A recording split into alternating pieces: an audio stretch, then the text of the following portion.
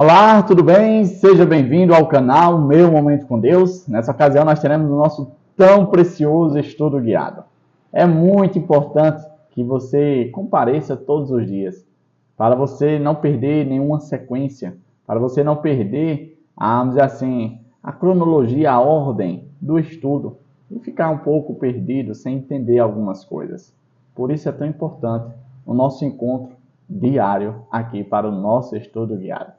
Nesse estudo nós estamos ali meditando, refletindo e nos aprofundando no Evangelho de Marcos. Esse que é o tema central e geral durante todo esse trimestre, que inclusive nós já estamos chegando ao fim. Nós já estamos na 10ª semana e esse estudo, a cada semana que passa, fala mais e mais ao nosso coração. Por isso é tão importante a sua presença no estudo guiado. Nessa ocasião, eu gostaria de pedir duas coisas a você.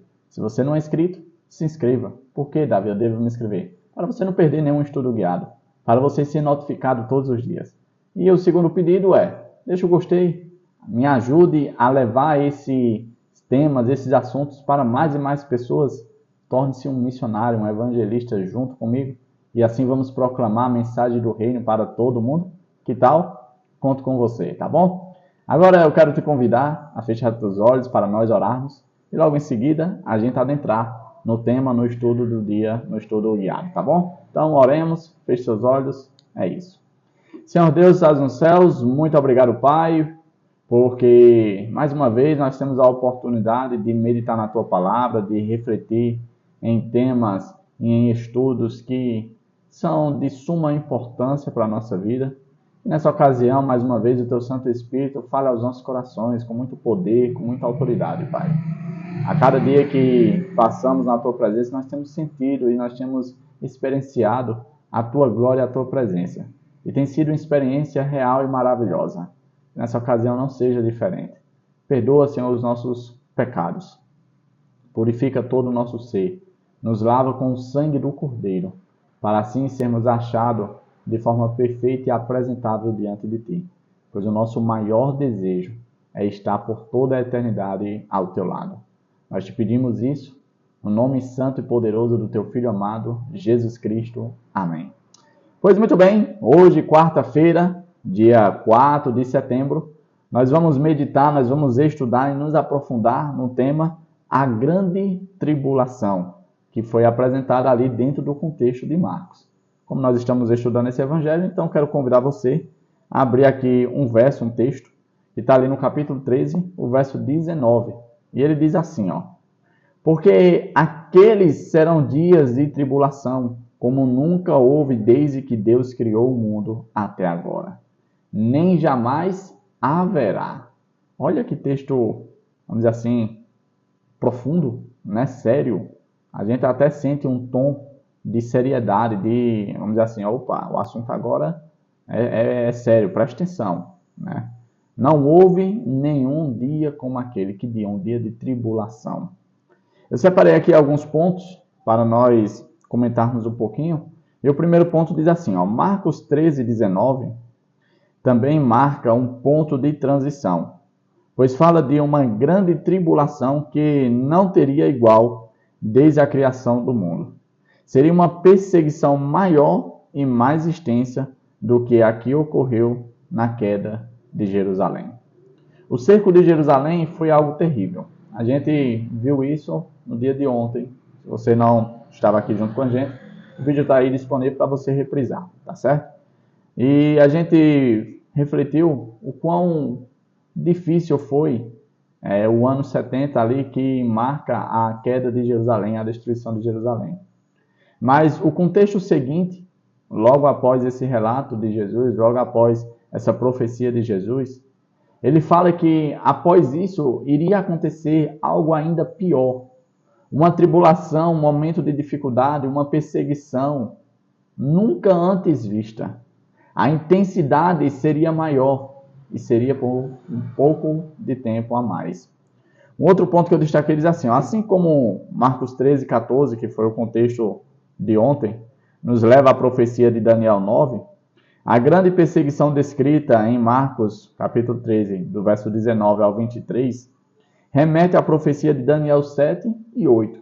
Ou seja, a gente percebe que Jesus está ali explicando sobre os eventos que iriam acontecer no futuro e ele se embasa nas profecias de Daniel. Eu imagino ele explicando essas cenas, né, acerca do futuro, e os discípulos ali que tinham questionado ele sobre como iria acontecer a destruição do templo, eu imagino eles trazendo à memória as profecias de Daniel. E aí continua, que predizem que o poder do chifre pequeno perseguiria o povo de Deus por um tempo, tempos e metade de um tempo. Dentro desse contexto de Daniel 7 e 8, a gente vê que esse chifrinho pequeno que falava insolência, né, que era contra o governo de Deus, queria procurar ali, de alguma forma, mudar os tempos e a lei, esse chifrinho pequeno iria perseguir o povo de Deus. Todos aqueles que se colocassem em oposição à sua forma de, vamos dizer assim, de gerenciar, de reger as coisas do mundo, iria ser vítima da sua maldade, da sua crueldade.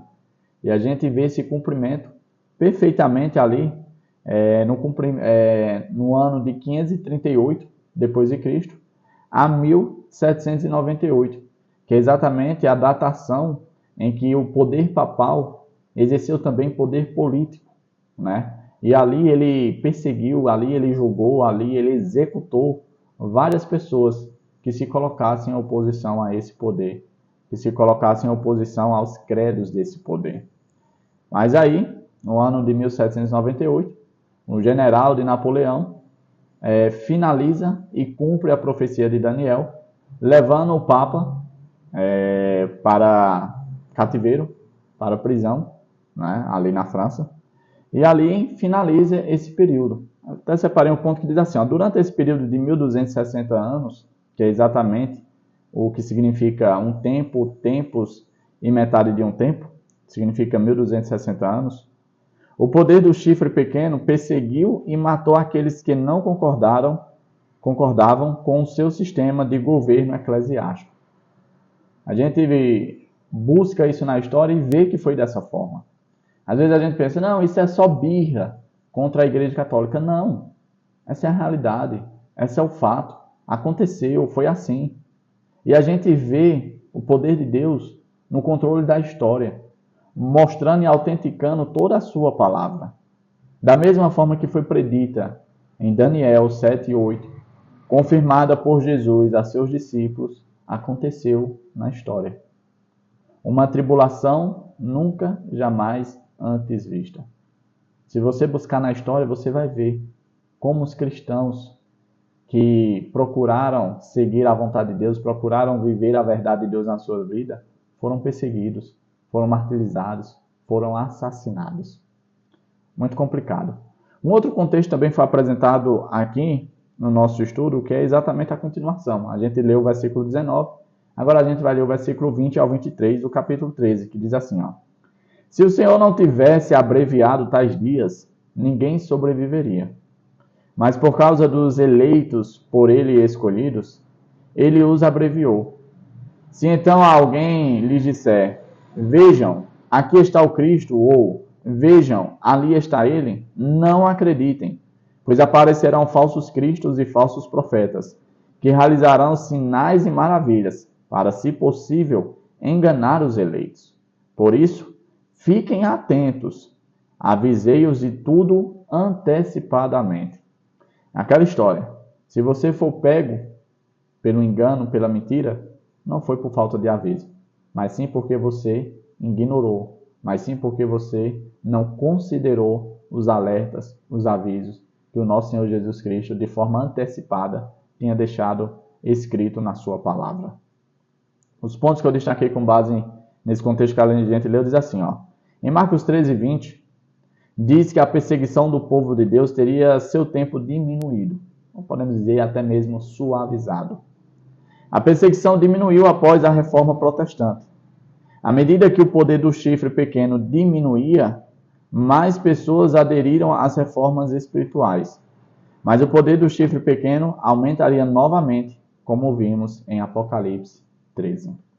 Com a prisão do Papa, ali em 1798, foi meio que suprimido por um tempo, por algum momento, o poder religioso que estava oprimindo o povo de Deus. Mas de acordo com Apocalipse 13, esse poder voltará à sua força total, ao seu poder máximo novamente. Acontecerão eventos no futuro em que, vamos dizer assim, não somente curarão, mas retornarão aquele poder opressor. Opressor contra quem, Davi? Contra todos aqueles que se colocarem em oposição, né, à sua forma de crer, à sua forma de entender, à sua forma de adorar. Ou seja, todos aqueles que seguirem o assim diz o Senhor, voltarão mais uma vez a serem vítimas de perseguição, de martirização, de assassinato, de tudo de ruim, como já tinha acontecido no passado. Um outro ponto que eu destaquei. Jesus alertou sobre a ameaça dos falsos cristos e falsos profetas, que surgiriam antes que ele voltasse. Jesus advertiu seus seguidores para tomarem cuidado com eles. O texto é bem claro ao dizer que esses falsos cristos, esses falsos profetas, eles fariam sinais e maravilhas. Veja que eles vão entrar no âmbito sobrenatural, no âmbito de milagres. Se eu e você não tivermos alicerçados no estudo da palavra, se eu e você não tivéssemos tendo esse momento de estudo aqui, do estudo guiado, facilmente nós poderíamos ser enganados. Facilmente nós poderíamos ser ludibriados por essas pessoas que, podemos dizer, seguem a Satanás, se colocam à disposição dele e difundem algo que não está de conformidade com o assim diz o Senhor. Falsos cristos e falsos profetas. Falsos cristos, pessoas que se consideram ungidas, pessoas que se consideram separadas. Falsos profetas, pessoas que ensinam, pessoas que utilizam-se da palavra de Deus para pregar, para anunciar coisas que não estão na palavra de Deus. Na época ali de Jesus, havia esse tipo de pessoas. Na época da perseguição, ali da Idade Média, havia esse tipo de pessoas e no futuro também haverá esse tipo de pessoas. Davi, como eu ou você não pode cair, não pode sofrer, não pode ser enganado? Basta a gente seguir o conselho que Jesus deu. Prestem atenção nas minhas palavras. Eu estou avisando vocês de forma antecipada. Eu estou alertando vocês. Vocês não são inocentes. Vocês não, vamos dizer assim, são ignorantes acerca desses assuntos. Porque eu disse como iria acontecer, eu disse o que iria ter. Ou seja, tudo isso já está registrado na palavra de Deus. Eu e você, nessa ocasião, estamos tendo acesso a isso. Será que mesmo após isso, a gente vai se permitir ser enganado? A gente vai se colocar na posição dos perseguidores, dos filhos de Deus, do povo de Deus? Eu espero que não. Chegamos ao fim de mais um estudo guiado. Hoje falando sobre a grande tribulação. Eventos futuros que aconteceram após a destruição de Jerusalém. Eventos que voltaria a se repetir antes da volta do Senhor. E como eu creio pela fé que nós estamos vivendo nos últimos momentos da história desse mundo, são eventos que poderão alcançar os nossos dias. E para que eu e você não seja enganado, para que eu e você não esteja na posição errada, é preciso que todos os dias a gente tenha esse momento do estudo guiado. É preciso que eu e você tenhamos o nosso momento precioso com Deus. Porque é por meio desse momento que nós somos alertados, que nós somos instruídos, que nós somos fortalecidos para suportar os dias mais difíceis da história desse mundo. Se você não é inscrito nesse canal, se inscreva para não perder nenhum conteúdo, nenhum tema bíblico, nenhum assunto relevante. Tantas coisas competem a sua atenção, que tal você dar espaço para a palavra de Deus? Pois a palavra de Deus, como disse o próprio Filho de Deus, ela promove em mim e em você vida e vida eterna. Então é muito importante ter espaço para a palavra de Deus. Deixe o seu gostei, para que cada vez mais assuntos como esse sejam propagados para mais e mais pessoas, para que outras pessoas não venham a ser enganadas com os falsos profetas, com os falsos cristos, tá certo? Que Papai do Céu te abençoe, te proteja de todo mal e que Ele te traga aqui novamente amanhã, porque amanhã ainda tem estudo guiado. Amanhã nós temos mais um assunto a aprender, a debater, a refletir e com certeza tirar aplicações e lições para a nossa vida. É isso? Papai do Céu te traga novamente. Até a próxima e tchau, tchau.